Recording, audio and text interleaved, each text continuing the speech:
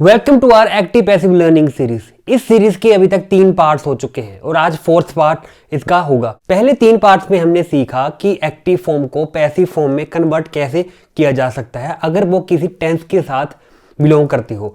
तो अभी तक अगर आपने हमारे 3 पार्ट्स नहीं देखे हैं तो सबसे पहले ये do watch them and then come to this.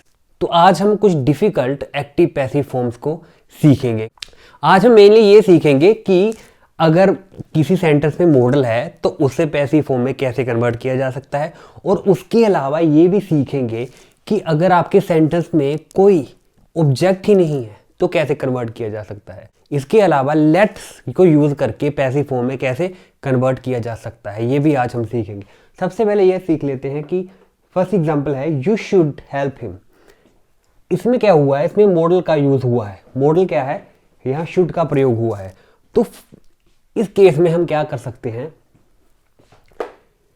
सबसे पहले ऑब्जेक्ट को आगे लाना पड़ता है, उसके बाद मॉडल जो भी यूज हुआ है, चाहे शुड यूज हुआ है, मस्ट यूज हुआ है, कैन, कुड, मे, माइट, उसके बाद उसके साथ be third form of the verb जो उसमें यूज हुआ है, और बाय सब्जेक्ट। सबसे पहले ये देखिए हिम को आगे लाना पड़ेगा। हिम को आगे, ऑब्जेक्ट को हमने सब्जेक्ट बनाना है।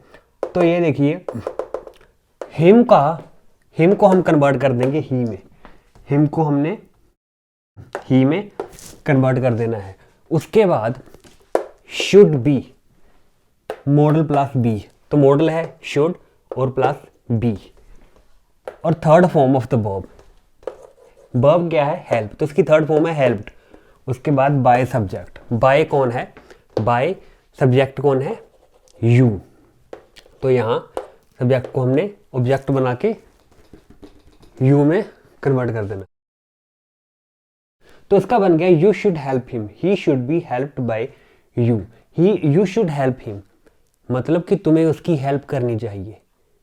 अब ऑब्जेक्ट फॉर्म में आ जाएगा कि he should be helped bye you, he should be helped bye you, उसे तुम्हारे द्वारा मदद की जानी चाहिए। सेकंड एग्जांपल है I could do it. It could be done by me, it could be done by me. इसके अलावा I could lift that much of weight, that much of weight could be lifted by me. I can read this book can be read by me.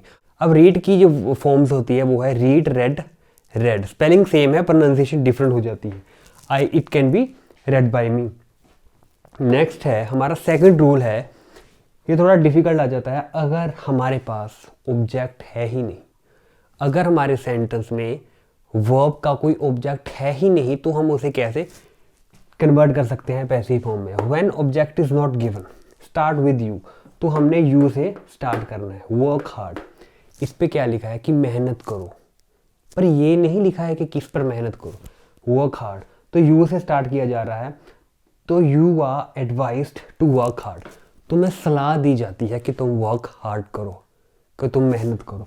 अब अगर normally आप किसी से कहते हो कि मेहनत करो, तो आप उसे ऑर्डर नहीं कर रहे हो, ना ही आप उसे रिक्वेस्ट कर रहे हो, आप उसे एडवाइज कर रहे हो कि you are advised to work hard.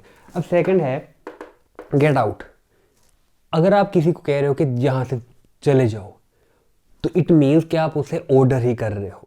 You are ordered to get out, तुम्हें ऑर्डर किया जाता है कि तुम बाहर निकल जाओ।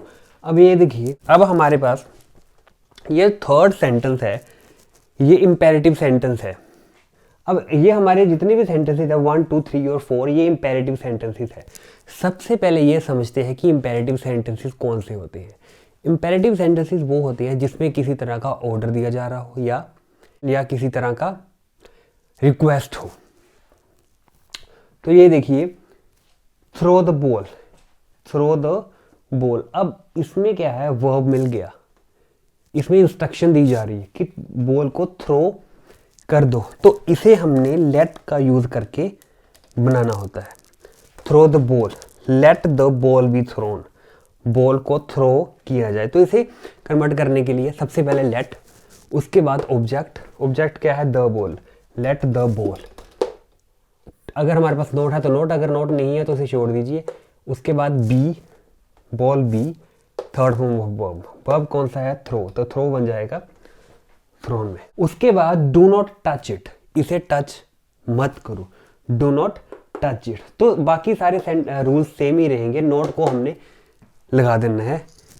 Do not touch it, let it not be touched, let it not be touched, let object not be third form, let object not be third form, let it not be touched. इसे हम 3 तरीकों से बना सकते हैं। अब ये देखिए, नोट को हम लेट के बाद भी यूज कर सकते हैं, या ऑब्जेक्ट के बाद रख सकते हैं, या बी के बाद। तो 3 तरीके कौन से हैं? Let not it be touched, let not it be touched, और let it not be touched. Third तरीका है let it be not touched, let it be not touched.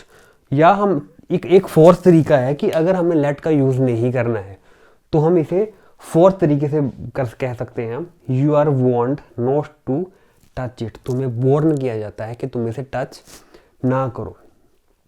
अगर हम किसी को कह रहे हैं कि इसे टच मत करो, तो मतलब हम उसे वॉर्न कर रहे हैं, चेतावनी दे रहे हैं। अब हमारे पास जो 5th सेंटेंस है वो थोड़ा अलग तरीके का है। I expect you to do it, मैं एक्सपेक्ट करता हूँ, आस रखता हूँ, आशा रखता हूँ कि तुम ये करोगे। तो इसका जो पैसिव फॉर्म है वो अलग तरीके से बनेगा।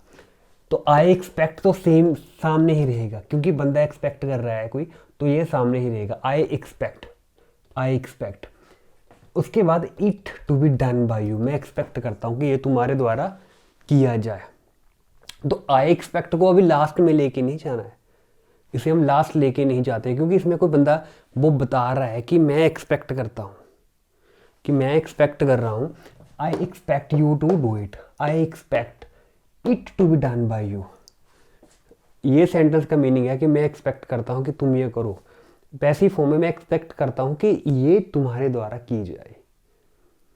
इसके अलावा और सेंटेंसेस है, one should help the poor should be helped, the poor should be helped. तो आज हमारी एक्टिव पैसिव लर्निंग सीरीज का ये लास्ट पार्ट था। अगर आपको इसमें कोई समझ नहीं आई बात तो यू कैन कमेंट बिलो। अगर हम इसके अलावा और भी कोई क्वेरी है तो हम अगले वाला नेक्स्ट पार्ट भी इस पर बना सकते हैं। अगर आपको वीडियो पसंद आई, कुछ वैल्यू मिली, तो हिट द लाइक बटन, और अभी तक सब्सक्राइब नहीं किया है तो सब्सक्राइब करके हमें मोटिवेट कीजिए।